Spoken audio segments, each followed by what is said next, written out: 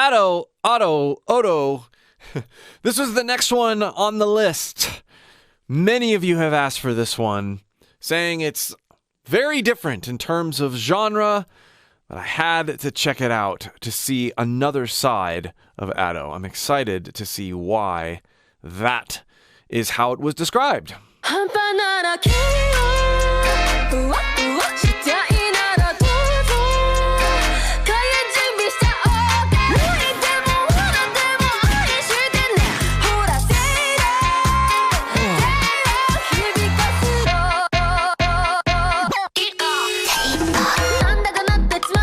Before we get into this, there's a lot to reflect on, even in the first 22 seconds.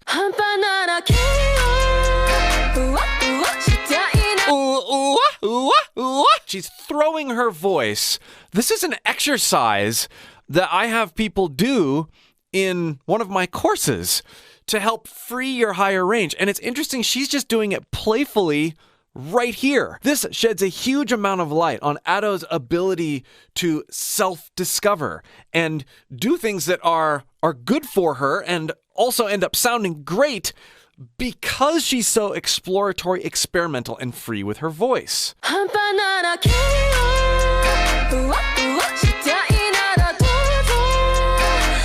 how she lights it! She masks her break with the transition from her chest voice to head voice, using the words to smooth it out.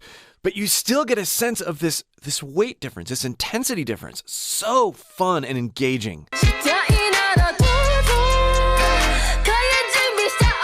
And then going to the same note up there, from head voice to a fully engaged note. This is the mark of a fantastic singer. They don't use their head voice because they have to. They use it because it's a flavor. It's an artistic choice.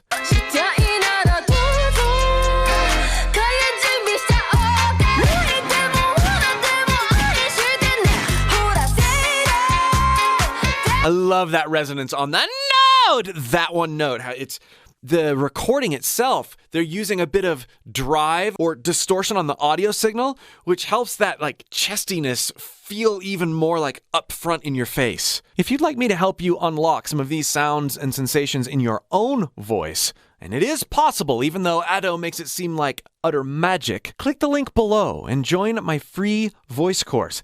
And I'll take you through a journey that will help you pull out things in your voice you never knew were there.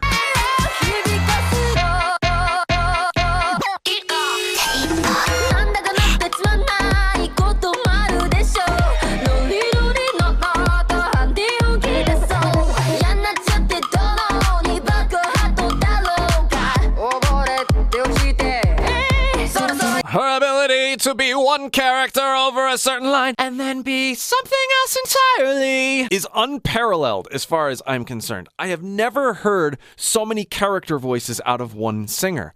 But I will say this, if you're looking to improve your voice, being multiple characters, thinking of it more as voice acting and less about singing, is a huge first step.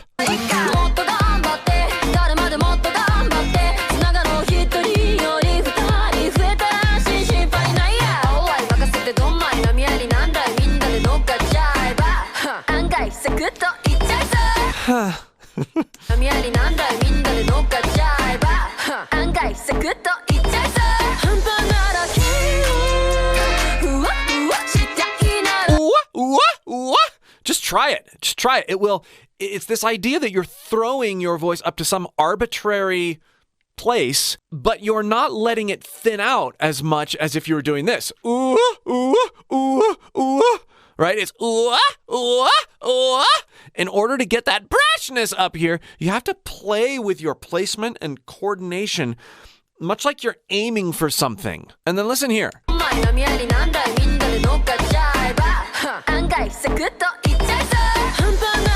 The voice is doubled. Now, we hear all sorts of layers going on with background vocals and harmonies and stuff like that. How little the main lines are doubled and put right over each other in the center of the spectrum. But neat to hear it happening, and also good to point out, as a vocalist, this texture of layering vocals does a lot for the overall sound that we hear back when we're listening as an observer or fan or vocalist, because we hear textures that we can't do with one voice. So if you're looking to sing and you're hearing a texture here that you're not registering as a doubled sound, it's going to throw you when you're trying to get those kinds of sounds. A lot of what we hear in Ado's performance here is due to layering, is due to strategic production sorts of things. That's not taking anything away from the vocal performance. Only that we have to be careful that we as artists and we as vocalists listen for what is as what it is.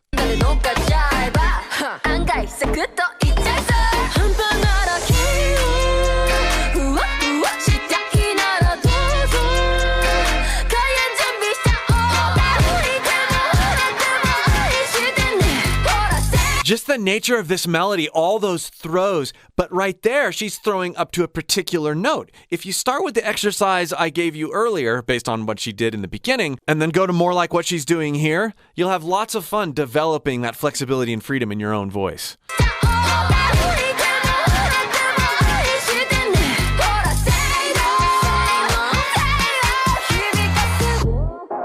I just love that note in her voice. It is such a full, rich, textured note.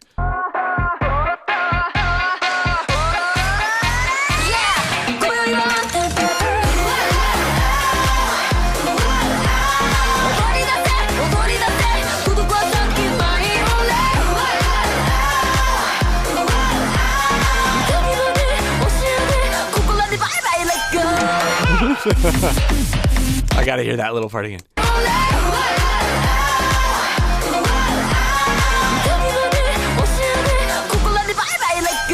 Bye, bye. Ugh.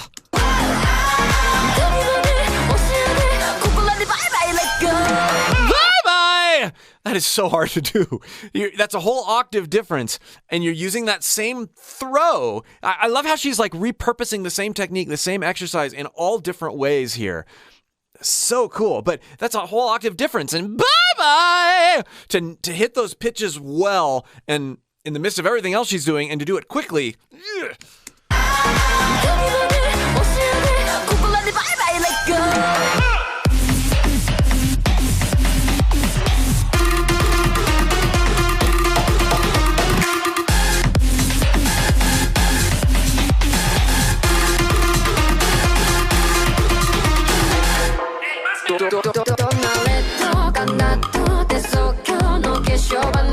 What they did with that section there where her voice is stepping up and it sounds like it's being played, they took a section or a piece of her voice, they sampled her voice. Every scar will build my throne! Put it into a DAW and assigned various MIDI notes to it. So you could actually play her voice on a piano and then blended that with her actual performance. Every scar will build my throne!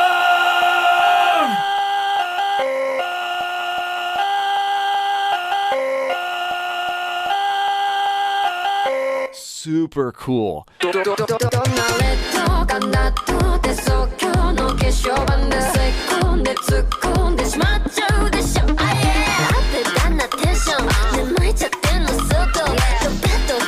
Here's an interesting thing to think about. Listen to this.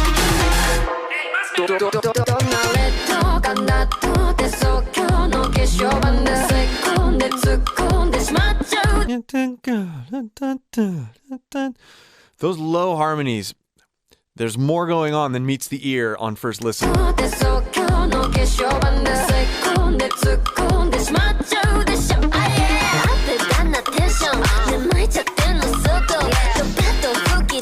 She falls off in a very strategic way to create a bit more, it's a loom.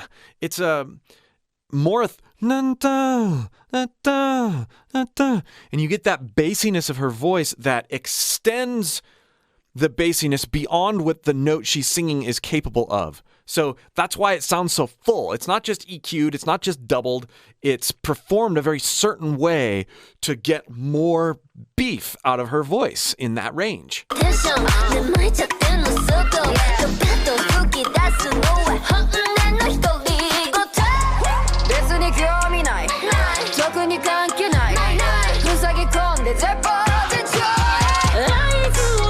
The heat on that note.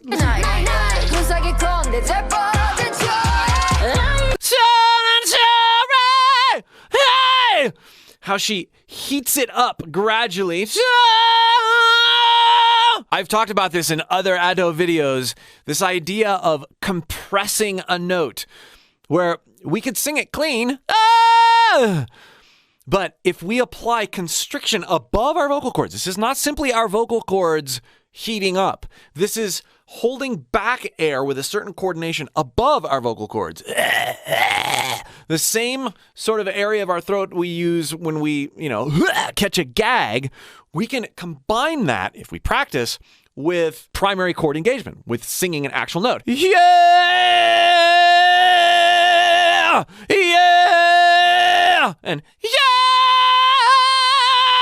The higher you go, the more carefully you need to place that constriction, or the holding back of air, to make sure it doesn't get in the way of what your primary chords, your singing voice, is doing.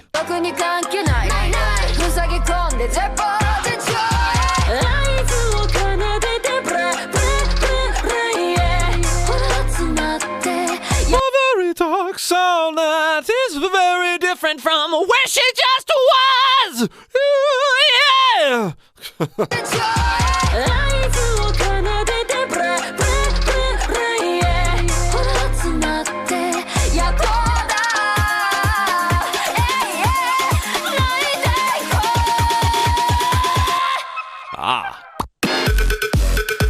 Notice the difference between that distortion that she did and the last one. Listen to this again.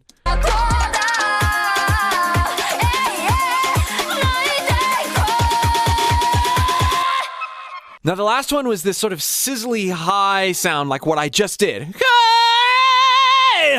Right? It's a thinner distortion. What she just did there was more of a growl. And if I put that in my own range, here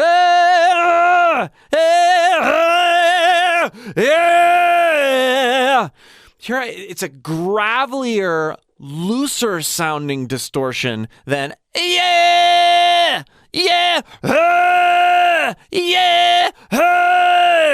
one is placed lower than the other. The growl feels lower in the throat, still above the primary chords and still not the primary chords making the distortion. It's still constriction, holding back air and engagement above the vocal cords. Hearing the different ways that Ado creates distortion is super inspiring when you go to experiment with your own voice.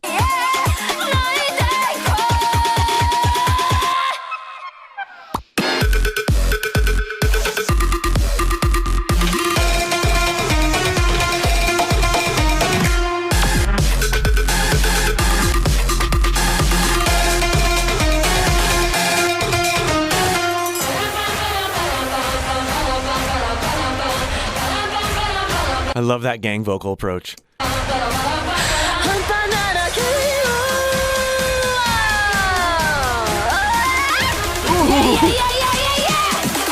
Now that sound, hear it again.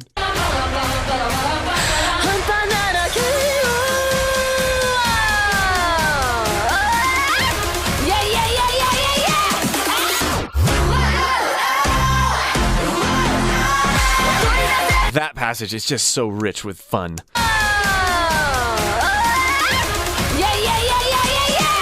So again, her voice is being put into a sampler, and even there, you could very easily get that sound by automating like a pitch-related plugin and just turning up a knob.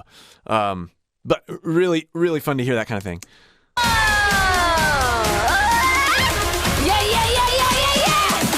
And that that heat on her voice, the distortion. It sounds so good. You don't hear that very often out of that sort of consistency, yet inconsistency out of very many vocalists. I feel like especially female vocalists. She has such a wonderful ability to be clean, to be gritty, to have so many different flavors present in her voice over a very short period of time.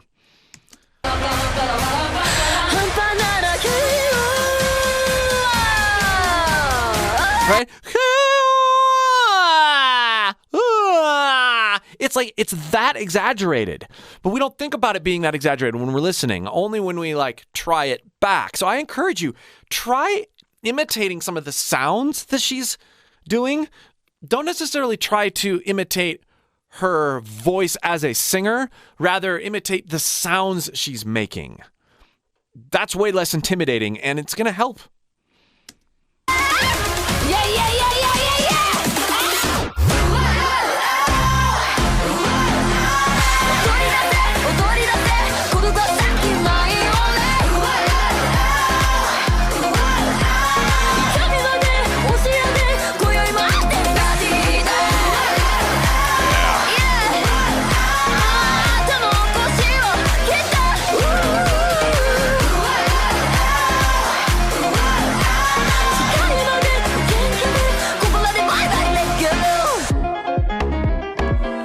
Beautiful song. Make sure you haven't missed any of my Addo vocal breakdowns. I've done a lot, and there's so much information in there analyzing all the different things that she does. And again, if you'd like more help digging into your own voice and figuring out what it can really do with this level of freedom, click that link below and join my free course. We'll see you for more.